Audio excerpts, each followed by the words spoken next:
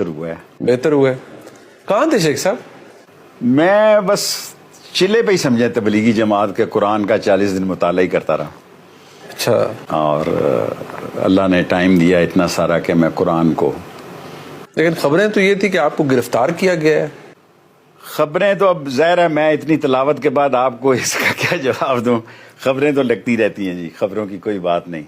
بس اللہ تعالیٰ نے تھوڑا سا ٹائم دیا زندگی میں 40 دن لگانے کے, تو وہ میں نے قرآن کے اوپر زیادہ اسٹڈی پر زیادہ صرف کیا. ماشاءاللہ, وہ تو سعادت کی بات ہے. لیکن یہ چلہ سخت تھا یا آسان؟ سخت تھا. چلہ سخت تھا. اس کے اثرات آپ کی صحت پر آئیں؟ کافی زیادہ ہیں. اب ویسے تو ماشاءاللہ مذہبی کسی کام کے لیے جاتے ہیں آپ, ماشاءاللہ آپ کو سعادت حاصل ہوتی ہے, آپ بڑی باقاعدگی سے عمرے کے لیے بھی جاتے ہیں اور زیارتوں کے لیے بھی تشریف لے جاتے ہیں. اب یہ بڑی عجیب بات ہے کہ جب آپ اس دفعہ گئے تو یہ چلے کا آپ نے کسی کو بتایا ہی نہیں. یہ آپ نے ایسا سوال کیا, بس یہ سمجھ لیں خاموشی کا ہی چلہ تھا کہ بس پڑھائی میں ہی, اور اللہ تعالیٰ نے تھوڑا سا عبادت کا بھی وقت دیا. غائب ہو جائے چلہ, یہ تک غائب ہو جائے. چلہ غائب ہو گیا. نہیں بٹ عبادت کا ٹائم ملا, تھوڑا تہجد کے وقت خدا سے مانگنے کا ٹائم ملا.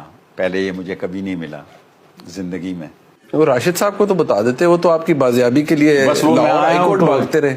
وہ بیچارہ بیٹوں کی جگہ نا, میں جی میری تو اولاد نہیں ہے, وہی اولاد ہے. شاکر ہوا, راشد ہوا جی, تو وہ ان کو فکر لگی رہی, میں ان کو بتا نہیں سکا.